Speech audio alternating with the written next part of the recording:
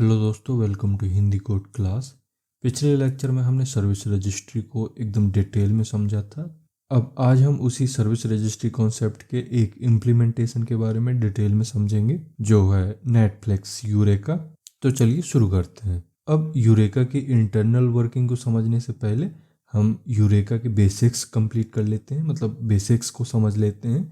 तो सबसे पहले समझते हैं कि यूरेका एक्चुअली में है क्या।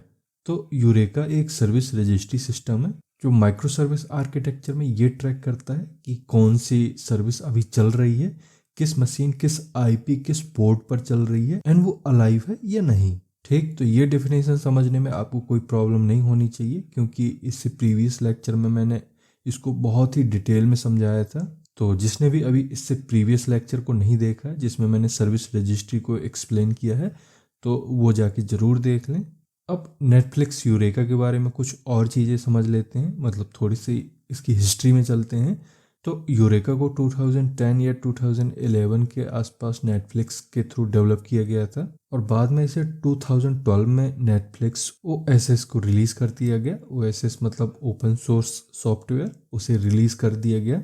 अब नेटफ्लिक्स के थ्रू यूरेका को डेवलप करने का एक बहुत बड़ा रीजन था, क्योंकि उस टाइम पर नेटफ्लिक्स मोनोलिथिक सिस्टम से निकलकर माइक्रो सर्विस आर्किटेक्चर में जा रहा था। इस वजह से उसके पास हजारों डायनामिक सर्विसेज थी जिनमें auto scaling and frequently deployment हो रहा था। अब इसमें प्रॉब्लम ये आ रही थी कि हर सर्विस का आईपी एंड पोर्ट बार बार बदल रहा था और हार्ड कोडेड यूआरएल पूरी तरह सिस्टम को तोड़ रहे थे। तो इस वजह से सिस्टम को एक ऐसा सेंट्रल सिस्टम चाहिए था जो रियल टाइम पर बता सके कि कौन सी सर्विस किस आईपी पर, किस पोर्ट पर चल रही है, एंड अगर रन टाइम पर वो आईपी एंड पोर्ट अपडेट होता है तो वो भी सारी सर्विसेज को पता रहे। इस वजह से जो नेटफ्लिक्स की कोर डेवलपमेंट टीम थी उसने नेटफ्लिक्स यूरेका को डेवलप किया। अब यहाँ पर यह मत सोचना कि नेटफ्लिक्स यूरेका को स्प्रिंग बूट के हिसाब से बनाया गया था, ऐसा नहीं है। नेटफ्लिक्स ने यूरेका को स्प्रिंग बूट के लिए नहीं बनाया था, बल्कि स्प्रिंग ने यूरेका को अडॉप्ट किया है, क्योंकि नेटफ्लिक्स का जो स्टैक था वो जावा बेस्ड था, जेवीएम इकोसिस्टम पर काम कर रहा था and spring ecosystem already Java word का डोमिनेंट फ्रेमवर्क था। इसलिए जब स्प्रिंग टीम ने देखा कि नेटफ्लिक्स के पास battle tested micro services tool है, तो स्प्रिंग ने एक इनिशिएटिव स्टार्ट किया, स्प्रिंग क्लाउड नेटफ्लिक्स। मतलब स्प्रिंग ने नेटफ्लिक्स के टूल को स्प्रिंग बूट के साथ इजी टू यूज बना दिया। ठीक, तो ये थे यूरेका के पास्ट से रिलेटेड कुछ इंपॉर्टेंट पॉइंट। अब हम इसके बाद यूरेका को यहाँ से प्रॉपर तरीके से समझना शुरू करते हैं। तो जब हम यूरेका को स्प्रिंग बूट एप्लीकेशन के साथ यूज करते हैं तो प्रैक्टिकली हमारे पास दो अलग अलग एप्लीकेशंस होती हैं, eureka server application and eureka client application. अब इन दोनों के रोल अलग अलग होते हैं और जब तक आप इनको क्लियर नहीं कर लेते हो तो यूरेका का कॉन्सेप्ट आधा अधूरा ही रहता है। इस वजह से इनको एक एक करके समझते हैं, स्टेप बाय स्टेप समझते हैं। सबसे पहले समझते हैं यूरेका क्लाइंट क्या होता है। तो यूरेका क्लाइंट कोई अलग सॉफ्टवेयर नहीं होता। हर स्प्रिंग बूट माइक्रो सर्विस जो यूरेका के साथ कनेक्ट होती है वो यूरेका क्लाइंट होता है। मतलब जब आप अपने स्प्रिंग बूट माइक्रो सर्विस में यूरेका क्लाइंट की डिपेंडेंसी ऐड कर लेते हो एंड मेन क्लास में ऐड इनेबल यूरेका क्लाइंट कर देते हो, तो वो एप्लीकेशन यूरेका के साथ कनेक्ट हो जाती है एंड इसी यूरेका कनेक्टेड माइक्रो सर्विस को ही यूरेका क्लाइंट बोलते हैं। मतलब जो आपने अभी प्रीवियस सीरीज कंप्लीट की थी, e commerce micro service series, उसमें जिन भी माइक्रो सर्विस में आपने यूरेका क्लाइंट की डिपेंडेंसी ऐड की थी एंड इनेबल यूरेका क्लाइंट कर रखा था, तो वो सारी माइक्रो सर्विस यूरेका क्लाइंट ही थी। मतलब जो भी माइक्रो सर्विस यूरेका से बात करती है, यूरेका सर्वर से बात करती है, वो क्लाइंट ही होती है। अब क्वेश्चन ये आता है कि एक्चुअली में ये यूरेका क्लाइंट करता क्या है। तो यूरेका क्लाइंट के पास कुछ इंपॉर्टेंट रिस्पॉन्सिबिलिटीज़ होती हैं और इन्हीं रिस्पॉन्सिबिलिटीज़ को फुलफिल करने के लिए मेन कंपोनेंट्स होते हैं। एंड अगर इन कंपोनेंट्स के बारे में आपको डिटेल में समझ में आ गया तो आप यूरेका क्लाइंट की रिस्पॉन्सिबिलिटीज़ भी समझ जाओगे। तो हम इन कंपोनेंट्स के बारे में बात करते हैं। तो यूरेका क्लाइंट का जो फर्स्ट कंपोनेंट है उसे रजिस्ट्रेशन कंपोनेंट बोलते हैं। तो जब कोई Spring boot micro service start होती है तो वो सबसे पहले यूरेका सर्वर को इन्फॉर्म करती है। मतलब यूरेका क्लाइंट यूरेका सर्वर को बोलती है कि मैं स्टार्ट हो चुकी हूँ, मेरा एप्लीकेशन नेम ये है, मेरी आईपी ये है, मैं इस पोर्ट पर रन हो रही हूँ मैं अलाइव हूँ, इस तरह की बहुत सारी इंफॉर्मेशन वो सर्वर को भेजती है। एंड इसी प्रोसेस को कहते हैं सर्विस रजिस्ट्रेशन। मतलब जब भी कोई Spring Boot application at enable Eureka client या Spring Cloud starter Netflix Eureka client के साथ स्टार्ट होता है तो रजिस्ट्रेशन कंपोनेंट ऑटोमेटिकली एक्टिव हो जाता है। अगर मैं इसी चीज़ को और इजी तरीके से समझाऊं तो जैसे ही स्प्रिंग बूट स्टार्ट होती है, स्प्रिंग बूट का ऑटो कॉन्फ़िगरेशन मैकेनिज्म एक्टिवेट हो जाता है, जिस वजह से स्प्रिंग चेक कर पाता है कि आपके प्रोजेक्ट में Eureka client auto configuration class है या नहीं है। एंड स्कैन करने पर अगर उसे यूरेका क्लाइंट लाइब्रेरी में Eureka client auto configuration class मिल जाती है तो स्प्रिंग यूरेका क्लाइंट का इंटरनल सेटअप शुरू कर देता है। मतलब सबसे पहले Eureka client auto configuration class कुछ बीन्स क्रिएट करती है, जिसमें से सबसे पहली क्लास है एप्लीकेशन इन्फो मैनेजर। ये एप्लीकेशन की बहुत सारी इंफॉर्मेशन मेंटेन करती है, जैसे app name, instance ID, host, port, status, इस तरह की काफ़ी सारी इंफॉर्मेशन मेंटेन करती है। एंड यही सर्विस डिसाइड करती है, मतलब यही क्लास डिसाइड करती है कि मेरा एप्लीकेशन यूरेका सर्वर को कैसा दिखेगा। इसके बाद आती है यूरेका इंस्टेंस कॉन्फ़िग एंड ये भी application.yml या application.property से कॉन्फ़िगरेशन डेटा लेकर ये डिसाइड करता है कि यूरेका सर्वर में एप्लीकेशन की आईपी रजिस्टर होगी या होस्ट नेम रजिस्टर होगा। इसके अलावा पोर्ट कौन सा होगा एंड लीज टाइम क्या होगा। अब आते हैं इसकी तीसरी क्लास में जो है यूरेका क्लाइंट कॉन्फ़िग, जो ये बताता है कि यूरेका सर्वर का यूआरएल क्या है, रजिस्ट्री फैच करना है या नहीं करना है, एंड यूरेका के साथ रजिस्टर होना है या नहीं होना है, मतलब उसमें आप ट्रू या फॉल्स सेट कर देते हो। ठीक, अब इन सब बीन्स के क्रिएट होने के बाद एंट्री होती है सबसे मेन एंड इम्पॉर्टेंट प्लेयर की, जो होती है डिस्कवरी क्लाइंट क्लास। मतलब यही डिस्कवरी क्लाइंट क्लास ही होती है जिसको यूरेका क्लाइंट का रियल इम्प्लीमेंटेशन माना जाता है। ठीक, इतना आपको समझ में आ गया होगा। अब इसके आगे की प्रोसेस को समझते हैं। तो इस टाइम तक जो आपका एप्लीकेशन होता है वो फुल्ली स्टार्ट हो चुका होता है, जिसके बाद स्प्रिंग एक इवेंट फायर करती है जिसे एप्लीकेशन रेडी इवेंट कहते हैं। एंड इसके हिट होते ही यूरेका क्लाइंट अपना रजिस्ट्रेशन प्रोसेस स्टार्ट कर देता है। मतलब रजिस्ट्रेशन प्रोसेस में सबसे पहले डिस्कवरी क्लाइंट का एक मेथड कॉल होता है रजिस्टर, एंड ये रजिस्टर मेथड इंटरनली दो और मेथड को कॉल करता है, मतलब इनिट शेड्यूल टास्क एंड दूसरा होता है इंस्टेंस इन्फो रिप्लिकेटर डॉट स्टार्ट। मतलब पहले इनिट शेड्यूल टास्क कॉल होता है एंड इसी इनिट शेड्यूल टास्क के अंदर से फिर इंस्टेंस इन्फो रिप्लिकेटर स्टार्ट होता है। एंड इसी इंस्टेंस इन्फो रिप्लिकेटर डॉट स्टार्ट के थ्रू बैकग्राउंड में एक शेड्यूल्ड थ्रेड स्टार्ट हो जाता है जो एक फिक्स्ड इंटरवल पर रन होता है। एंड जब भी ये थ्रेड रन होगा तो ये फिर से डिस्कवरी क्लाइंट के रजिस्टर मेथड को कॉल कर देता है। ठीक, इस तरह से ये जो रजिस्टर मेथड है ये दो बार कॉल होता है। एक तो जब स्प्रिंग ने इवेंट ट्रिगर किया तब ये कॉल हुआ, और दूसरी बार जब ये थ्रेड एक फिक्स्ड इंटरवल पर स्टार्ट हुआ तो इसके स्टार्ट होते ही फिर से ये रजिस्टर मेथड कॉल हुआ। तो यहाँ पे समझने वाली बात ये है कि ये जो रजिस्टर मेथड है ये बार बार कॉल होता रहता है, क्योंकि एक फिक्स्ड इंटरवल पर थ्रेड कॉल होता है, जिसकी वजह से ये रजिस्टर मेथड भी कॉल होता है। और जब रजिस्टर मेथड बार बार कॉल होगा तो हर बार रजिस्टर मेथड के अंदर का कोड भी एग्जीक्यूट होगा, एंड उसी कोड के अंदर ही यूरेका HTTP क्लाइंट इंटरफेस को यूज किया गया है। मतलब यूरेका HTTP क्लाइंट के भी मेथड को यूज किया गया है जो कि यूरेका सर्वर की API को हिट करता है। मतलब बार बार थोड़ी थोड़े टाइम के बाद आपकी रिक्वेस्ट ऑटोमेटिकली यूरेका सर्वर को जाती रहती है। अब ऐसा नहीं है कि API खाली हिट होती है, इसके अलावा API अपने साथ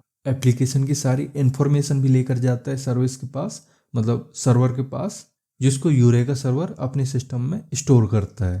तो अब ये आपको क्लियर हो गया होगा। अब इसके दूसरे कंपोनेंट के बारे में समझते हैं। दूसरा कंपोनेंट है हार्ट बीट शेड्यूलर। तो जब कोई सर्विस सक्सेसफुली रजिस्टर हो जाती है उसके बाद यूरेका सर्वर को कंटिन्यूसली ये बताना पड़ता है कि अभी मैं अलाइव हूँ। मतलब यूरेका सर्वर के अंदर एक बैकग्राउंड शेड्यूलर चलता रहता है जो फिक्स्ड टाइम इंटरवल पर यूरेका सर्वर को हार्ट बीट भेजता है। अब यहाँ पर यह मत समझना कि अभी हमने जो instance info replicator dot start method को यूज किया था वही इस हार्ट बीट को भी भेजता है, ऐसा नहीं है। क्योंकि मैंने instance info replicator dot start के केस में भी बताया था कि ये भी एक फिक्स्ड टाइम इंटरवल पर कॉल होता है, जिसकी वजह से रजिस्टर मेथड कॉल होता है बार बार। बट ऐसा नहीं है, देखो दोनों कंपोनेंट अलग अलग हैं एंड दोनों के रोल एंड रिस्पॉन्सिबिलिटीज भी अलग हैं। मतलब जो instance info replicator dot start है वो रजिस्ट्रेशन कंपोनेंट का पार्ट है, जिसका काम है इंस्टांस के इंफॉर्मेशन को यूरेका सर्वर तक रजिस्टर करना, मतलब यूरेका सर्वर तक पहुंचाना, जिसके बाद वो रजिस्टर कर लेगी, या रेप्लिकेट करना, मतलब वो बहुत सारी इन्फॉर्मेशन भेजता है अपने साथ। जबकि हार्ट बीट शेड्यूलर एक अलग मैकेनिज्म होता है जो रिन्यू मेथड का यूज करता है। मतलब रिन्यू मेथड कॉल होता है और उस कॉल के थ्रू जो यूरेका सर्वर है वो लीज रिन्यू करता है। इसको मैं थोड़ी और डिटेल में बताता हूँ। तो जैसा कि अभी मैंने फर्स्ट कंपोनेंट में आपको समझाया था कि जब discovery client dot register method hit होता है तो इसके अंदर एक और मेथड कॉल होता है इनिट शेड्यूल टास्क्स, जिसके बहुत सारे काम होते हैं, जिनमें से एक काम ये रजिस्ट्रेशन कंपोनेंट के लिए ऑलरेडी कर चुका है। अब इसका दूसरा काम है हार्ट बीट थ्रेड को शेड्यूल करना। मतलब ये एक फिक्स्ड टाइम इंटरवल सेट करता है एंड उसी फिक्स्ड टाइम इंटरवल पर एक मेथड को कॉल करता है जिसका नाम होता है रिन्यू। ये रिन्यू मेथड भी डिस्कवरी क्लाइंट का ही मेथड होता है जो यूरेका सर्वर को हार्ट बीट मतलब लीज रिन्यूअल रिक्वेस्ट भेजता है। अब इस HTTP रिक्वेस्ट में इंस्टांस आईडी एंड कुछ लीज रिलेटेड इंफॉर्मेशन होती है। मतलब इस मेथड के थ्रू भी यूरेका सर्वर को एक HTTP रिक्वेस्ट भेजी जाती है जिसमें एप्लीकेशन की सारी इंफॉर्मेशन नहीं होती, इसमें सिर्फ इंस्टांस आईडी एंड कुछ लीज रिलेटेड डेटा होता है जो सर्वर को जाता है, जिससे सर्वर को पता चल जाता है कि ये सर्विस अलाइव है। ठीक है, इसका मतलब ये हुआ कि यूरेका सर्वर को अब तक 2 API कॉल की जा चुकी हैं। एक API कॉल हुई थी रजिस्ट्रेशन कंपोनेंट के टाइम पर जिसमें एप्लीकेशन की सारी इंफॉर्मेशन गई थी यूरेका सर्वर के पास, एंड दूसरी API कॉल की गई है हार्ट बीट कंपोनेंट में जिसमें मेनली इंस्टांस आईडी भेजी जाती है। ठीक, तो ये चीज़ अब क्लियर हो गई होगी आपको। अब यहाँ पे एक चीज़ आपको ध्यान देनी है कि अगर ये क्लाइंट हार्ट बीट नहीं भेजता या हार्ट बीट भेजना बंद कर देता है किसी वजह से, तो यूरेका सर्वर अज्यूम करेगा कि आपकी सर्विस डाउन हो चुकी है। इस वजह से यूरेका सर्वर अपने एंड में भी उस सर्विस को डाउन कर देगा। इस वजह से ये हार्ट बीट यूरेका सर्वर को कंटिन्यूसली जानी बहुत ज़रूरी होती है। ठीक है, अब चलते हैं हम इसके तीसरे कंपोनेंट की तरफ जिसका नाम है रजिस्ट्री फैचर। तो ये कंपोनेंट तब एक्टिवेट होता है जब कोई सर्विस यूरेका क्लाइंट बन चुकी होती है, मतलब वो यूरेका सर्वर में सक्सेसफुली रजिस्टर हो चुकी होती है।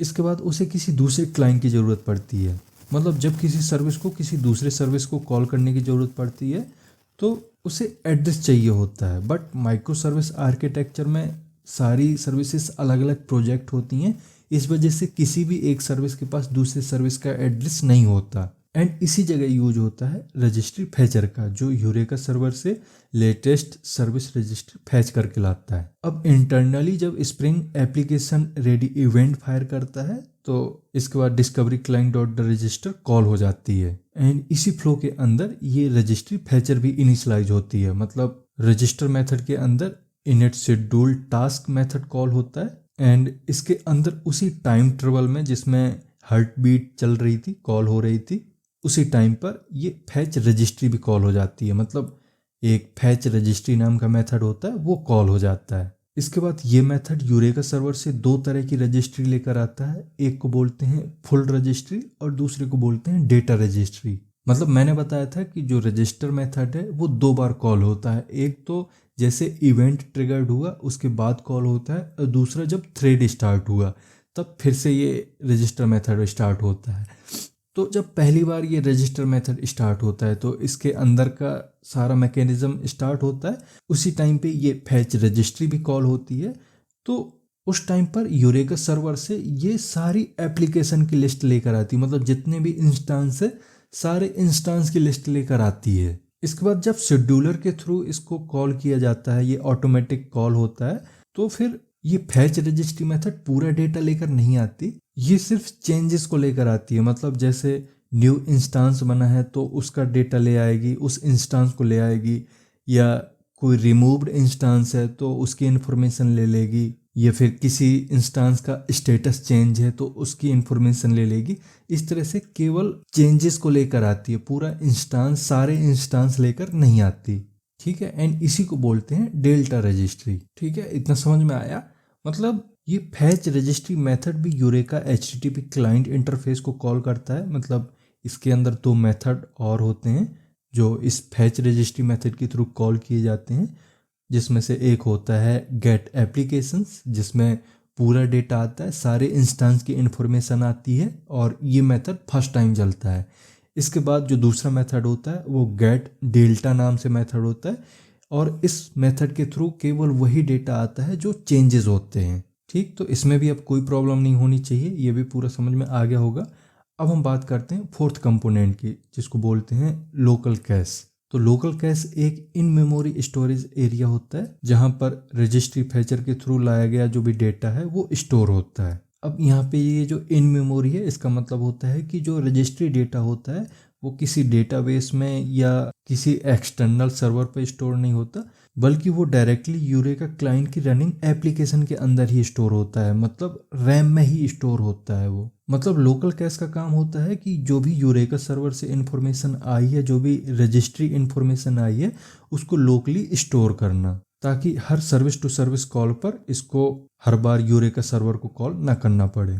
ठीक, तो ये थे सारे यूरेका क्लाइंट के कंपोनेंट। तो इनके थ्रू आपको समझ में आ गया होगा कि यूरेका क्लाइंट कैसे काम करता है, उसके अंदर इंटरनली क्या क्या चीज़ें होती हैं।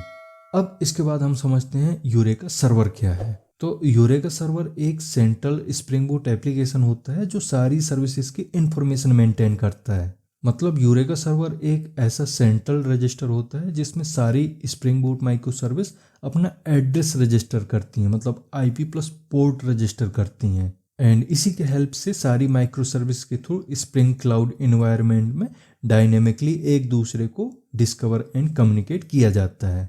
अब यहाँ पे क्वेश्चन ये आता है कि ये यूरेका सर्वर ये सब करता कैसे है। तो इसके पीछे भी कुछ इंपॉर्टेंट कंपोनेंट होते हैं जिनको हम एक एक करके समझते हैं।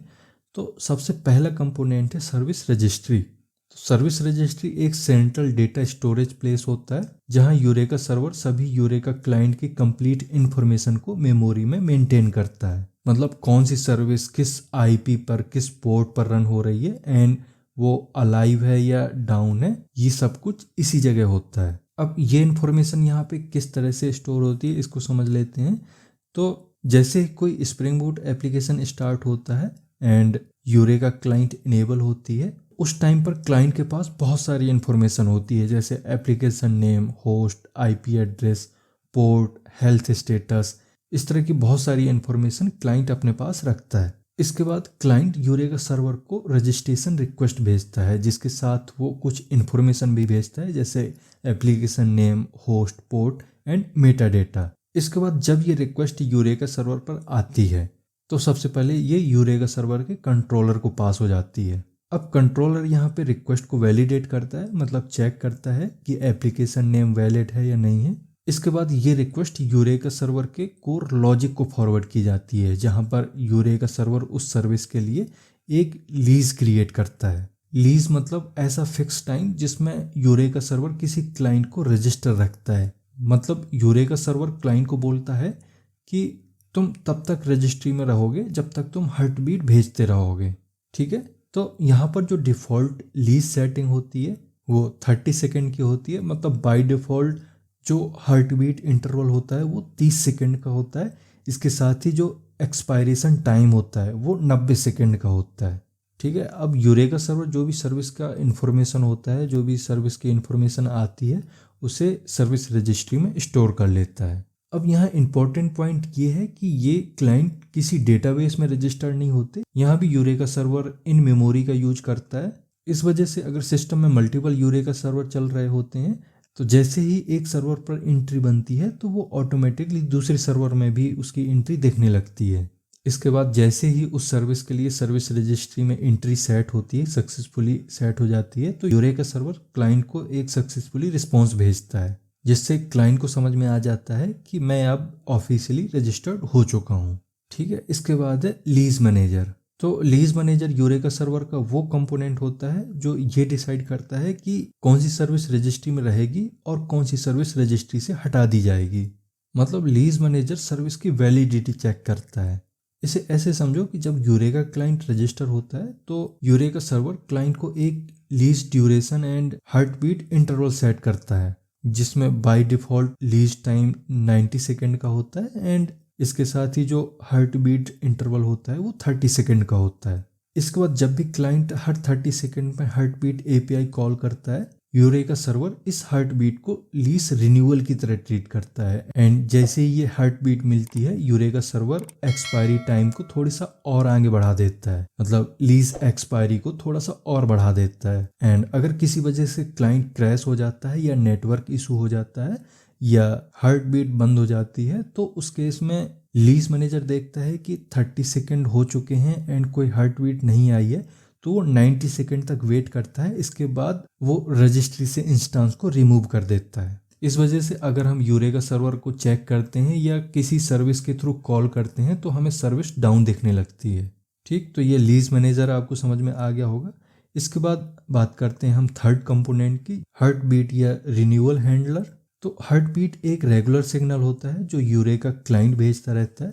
इससे यूरेका सर्वर को पता रहता है कि सर्विस अभी अलाइव है। एंड अगर रिन्यूअल हैंडलर की बात करें तो ये यूरेका सर्वर का वो पार्ट होता है जो क्लाइंट से आने वाली हार्ट बीट रिक्वेस्ट को रिसीव करता है एंड उस हार्ट बीट को प्रोसेस करके लीज रिन्यू करता है। मतलब इसके लिए आप ऐसे बोल सकते हो कि ये कंपोनेंट लीज मैनेजर के साथ मिलकर काम करता है। ठीक है, एंड अब बात करते हैं हम फोर्थ कंपोनेंट की, जो है सेल्फ प्रिजर्वेशन मोड।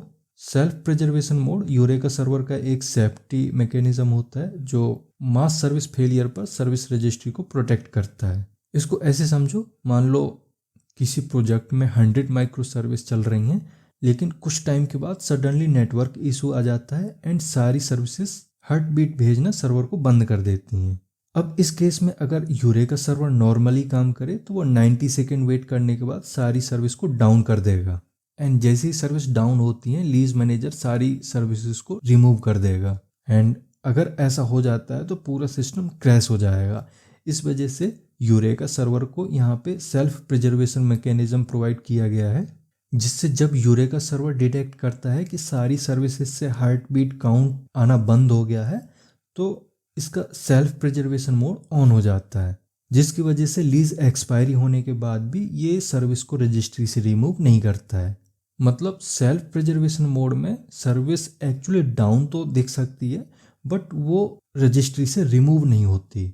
ठीक, तो ये थे सारे यूरेका सर्वर के कंपोनेंट जो आपको मैंने डिटेल में समझाए।